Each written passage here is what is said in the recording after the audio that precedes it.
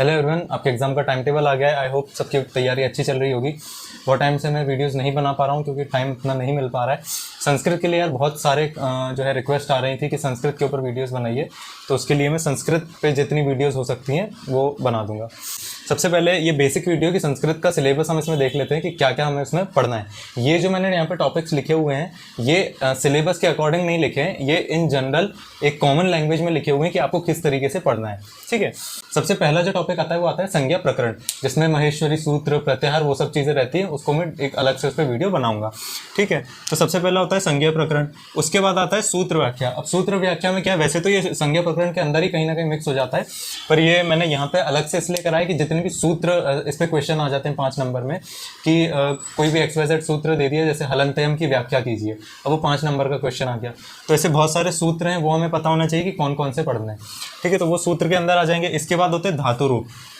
धातु रूप में क्या आता है, वो जो 3-3 वाली टेबल रहती है, ती तह अंति वो वाली, जिसमें हम प्रथम मध्यम उत्तम पुरुष लिखते हैं एक द्विवचन और बहुवचन में। ठीक है, वो हो जाते हैं हमारे धातु रूप, वो भी अपन पढ़ेंगे। इसके बाद आता है विभक्ति, वो जो प्रथम से लेके सप्तमी विभक्ति तक होती हैं, कर्ता ने कर्म को करण से, वो सब जो चीज़ें वो अपन जो है विभक्ति में पढ़ेंगे। इसके बाद आती है संधि। संधि मतलब दो चीज़ों को जोड़ना। ठीक है, वो आ जाता है संधि के अंदर। समास भी हम अलग से एक वीडियो में कवर करेंगे। इसके बाद प्रत्यय। ठीक है, ये सारे जो है टॉपिक्स देख रहे हैं अपन बस कि कौन कौन से टॉपिक्स अपने को पढ़ने हैं। इसके बाद अनुवाद। अब अनुवाद में क्या आएगा, संस्कृत में कोई भी आपको सेंटेंस दे दिया जाएगा और उसका आपको हिंदी में अनुवाद करके लिखना पड़ेगा, या फिर हिंदी कोई सेंटेंस दे दिया उसका आपको संस्कृत में अनुवाद करके लिखना है। ठीक है, तो वो अनुवाद में आ जाता है। वाच्य प्रयोग। वाच्य प्रयोग में क्या आता है, इस पर ऐसा क्वेश्चन आता है कि आपको कोई भी वाक्य दे देगा जो इनकरेक्ट होगा संस्कृत में, ठीक है, और उसको आपको शुद्ध करके लिखना होगा, तो ये वाच्य प्रयोग के अंदर आता है। ठीक है, जिसको अपन जैसे अपने इंग्लिश में आते थे ना कि कुछ भी एक सेंटेंस आता था उसमें कुछ एक चीज़ गलत लिखी होती थी, वैसे यहाँ पे संस्कृत में सेंटेंस आएगा और उसमें क्या गलत है वो आपको सही करके पूरा सही सेंटेंस लिखना है, वो वाच्य प्रयोग में आ जाएगा।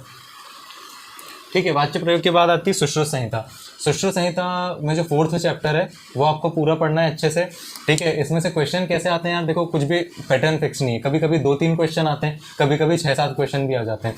ठीक है, तो कहाँ से कितना आएगा संस्कृत में वो थोड़ा सा अनसर्टेन रहता है। ठीक है, तो ये हो जाएगी हमारी सुश्रुत संहिता, इसका आपको 4था चैप्टर पढ़ना है। फिर आती पंचतंत्र की कहानियाँ। अब इसमें जनरली बच्चे गलती कर देते हैं कि सिलेबस नहीं पढ़ते हैं पंचतंत्र के लिए, सिर्फ बुक खरीद ली पंचतंत्र की और उसमें जितनी कहानियाँ सब पढ़ डालते हैं। ठीक है, 10 तो लगभग सब पढ़ लेते हैं। ये आपको ध्यान रखना है कि शुरू की जो 5 कहानियां हैं, शपणक कथा से लेके मूर्ख पंडित कथा तक, ठीक है, सिर्फ वही आपके सिलेबस में है। तो शुरू की जो 5 हैं, शपणक से मूर्ख पंडित कथा तक ही आपको पढ़ना है संस्कृत में। ठीक है, तो ये हो गया। अब इससे क्या आता है, अब कहानी में आपको क्या क्या ध्यान से पढ़ना है। देखो, पहली चीज़ तो आपको पूरी कहानी एक अच्छे से पता होनी चाहिए कि ओवरऑल की क्या क्या कहानी है। दूसरी चीज़, उससे आपको क्या सीख मिली, उसका श्लोक वो आपको अच्छे से याद होना चाहिए।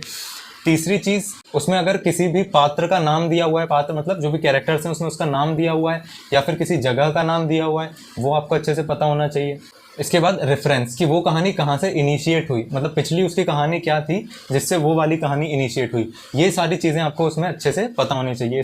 इसके अलावा पंचतंत्र जो बुक है उसके बारे में भी थोड़ा सा पढ़ लेना कि वो किसने लिखी है, ये आपको पता होना चाहिए। तो ये हो गई कहानियाँ। कहानियों के बाद आती वैदिक सुभाषित साहित्यम, वो जो एक अलग से बुकलेट रहती है जिसमें बहुत सारे श्लोक और उनकी व्याख्या दी होती है। तो देखो, उसमें से मोस्टली श्लोक जो होते हैं वो हम अपना जो क्रिया शरीर, रचना शरीर, अष्टांग हृदय, इन सब में जो पढ़ते हैं श्लोक, वही सारे कुछ श्लोक तो उसमें कॉमन मिल जाते हैं, तो वो कॉमन हो जाएंगे आपके। कुछ श्लोक रहते हैं जो कॉमन नहीं होते हैं, तो आपको एक तो श्लोक पता होना चाहिए, आपको श्लोक उसके याद नहीं करने। सुभाषित आने से कैसे क्वेश्चन आते हैं कि आपको फर्स्ट वर्ड और लास्ट वर्ड मोस्टली वो लिख देता है, बीच में डैश डैश आ जाएगा, तो वो जो भी श्लोक है वो श्लोक का आपको अर्थ वहाँ पे लिखना होता है और उसकी रेफरेंस कि वो किस चैप्टर में है। वैदिक सुभाषित के अलग अलग चैप्टर जो हैं उसके कौन से चैप्टर से वो श्लोक लिया गया है वो आपको पता होना चाहिए। ठीक है, तो अब ये तो हो गया बेसिक कि क्या क्या सिलेबस में है। अब हमें तैयारी कैसे करनी है, अभी जो टाइम पीरियड बचा है, 1 महीने से भी कम समय बचा है, उस हिसाब से हमें तैयारी कैसे करनी है। तो अगर आपने ऑलरेडी सारी चीज़ें पढ़ के रखी हैं, कथाएं वगैरह और सुभाषितानी पढ़ के रखी है, तो बहुत अच्छी बात है, आप उसको कंटिन्यू करें, रिविजन करते रहें और पेपर दें। ठीक है, जिन्होंने नहीं कर रखा है कि यार संस्कृत को मोस्टली बच्चे इग्नोर कर देते हैं और अब उतना समय नहीं है कि सब कुछ किया जा सके, अब वो समय आ गया कि बस पास हो जाए उतना पढ़ना है, तो वो मैं बता देता हूँ कैसे पढ़ना है। देखो, यहाँ से लेके अपना प्रत्यय तक ये चीज़ें आपको पढ़नी है जो ऊपर की है। ठीक है, ये आपके मार्क्स गेन कराएंगी। अब आती है बात अनुवाद और वाच्य प्रयोग की। तो जो अनुवाद और वाच्य प्रयोग है इनके लिए बहुत ज़्यादा प्रैक्टिस लगती है, ठीक है। आपको पहले तो सारे रूल्स बहुत ज़्यादा कंठस्थ याद होने चाहिए, उसके बाद आपकी बहुत ज़्यादा प्रैक्टिस होनी चाहिए, आपने बहुत ज़्यादा उसकी अलग अलग बुक में से लगा लगा के प्रैक्टिस करी हो, ठीक है। तो वो इस समय पे तो पॉसिबल हो नहीं पाता है और मोस्टली बच्चे उसको नहीं कर पाते हैं, ठीक है। तो यहाँ पे हम अनुवाद और वाच्य प्रयोग का टेंशन छोड़ेंगे, ठीक है। इसमें से जो क्वेश्चन आते हैं वो अगर आप छोड़ भी देंगे एग्जाम में तो आपके पास या फेल होने पे बहुत ज़्यादा फर्क नहीं पड़ेगा, ठीक है। तो अनुवाद अगर आपने अभी तक नहीं करा है तो आप वैसे भी नहीं कर पाएंगे, और वाच्य प्रयोग भी उसी कैटेगरी में आ गया। इसके लिए संस्कृत बहुत तगड़ी होनी चाहिए। तो ये जो 2 टॉपिक हैं ये हट जाते हैं यहाँ से।